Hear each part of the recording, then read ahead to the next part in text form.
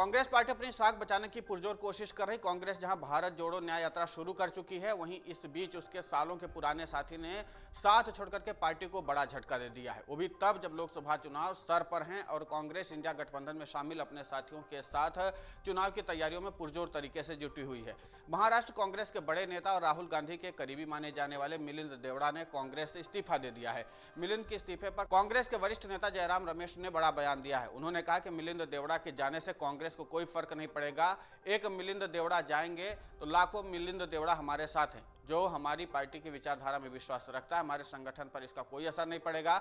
जयराम रमेश ने कहा कि मिलिंद उनके पिता ने कभी पार्टी नहीं छोड़ी, जबकि उनके समय भी कांग्रेस विपक्षी में थी। इसके साथ ही कांग्रेस ने पीएम मोदी पर भी तंज करते हुए कहा कि पीएम मोदी की हेडलाइंस के मास्टर हैं, ऐसे में हेडलाइन ने पीएम ने बनाई है।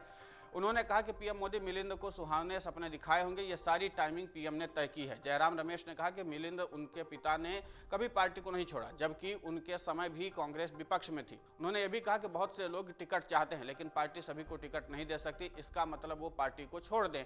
उन्होंने कहा कि मिलिंद के जाने से कांग्रेस की यात्रा पर कोई भी असर नहीं पड़ेगा, यात्रा सफल होगी। इसके साथ ही वरिष्ठ कांग्रेस नेता बालासाहेब थोराट ने भी मिलिंद को जाने की टाइमिंग पर सवाल उठाया है।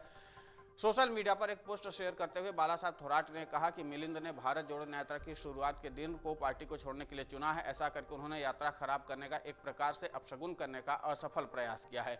वहीं मुंबई कांग्रेस के प्रमुख वर्षा एकनाथ गायकवाड़ का कहना है कि मिलिंद के जाने से उन्हें और पार्टी को काफ़ी दुख पहुंचा है। कांग्रेस नेता ने यह भी कहा कि उन्होंने और पार्टी प्रभारी दोनों ने मिलिंद देवड़ा से बात करने की कोशिश भी की थी। उन्होंने कहा कि हम सभी एक परिवार का हिस्सा हैं और हमें एक साथ रहना चाहिए। महाराष्ट्र कांग्रेस के प्रदेश अध्यक्ष नाना पटोले ने भी इस मामले पर अपनी प्रतिक्रिया दी है। उन्होंने कहा कि भारत जोड़ो न्याय यात्रा के शुरू होने से ठीक पहले बीजेपी और उसके सहयोगी दल डरे हुए हैं, इसलिए यात्रा से ध्यान भटकाने के लिए ईडी, सीबीआई, आईटी जैसी केंद्रीय एजेंसियां हमारे कुछ साथियों को अपने साथ शामिल कर रही हैं। उन्होंने कहा कि बीजेपी इसमें कामयाब नहीं होगी, यात्रा मुंबई में खत्म होगी और यात्रा खत्म होने के साथ ही असंवैधानिक बीजेपी, शिंदे, अजीत पवार सरकार का भी अंत हो जाएगा। मिलिंद देवड़ा के इस्तीफे पर कांग्रेस के वरिष्ठ नेता राशिद अल्वी का कहना है कि मिलिंद कांग्रेस छोड़कर चले गए, ये अफसोस की बात है। इसके साथ ही उन्होंने ये भी कहा कि ज़्यादातर लोग जो सरकार में रह रहे हैं और युवा रह रहे हैं, वो पार्टी को छोड़ करके जा रहे हैं। आखिर वो क्यों पार्टी को छोड़े, इस पर विचार करना पड़ेगा।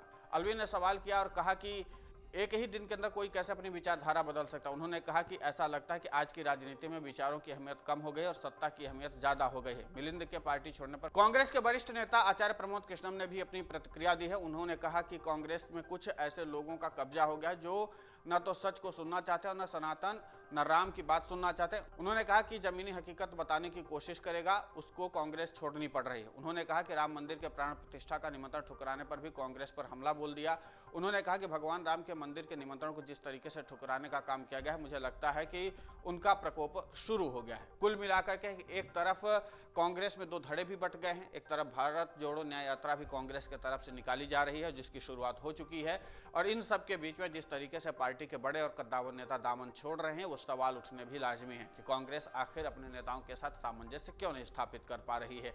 यह प्रश्न बड़ा है, और इसलिए यह प्रश्न बड़ा है क्योंकि पार्टी के वरिष्ठ नेता जो होते हैं, अगर वो साथ छोड़ते हैं तो फिर जाहिर सी बात है कि सवाल उठना लाजमी है कि क्या शीर्ष नेतृत्व ऐसे बड़े नेताओं के साथ सामंजस्य स्थापित नहीं कर पा रहा है। अगर आप ये वीडियो YouTube पर देख रहे हैं तो हमारे चैनल को सब्सक्राइब करें और बेल आइकन को दबाना ना भूलें। अगर आप Facebook पर ये वीडियो देख रहे हैं तो हमारे पेज को लाइक करें।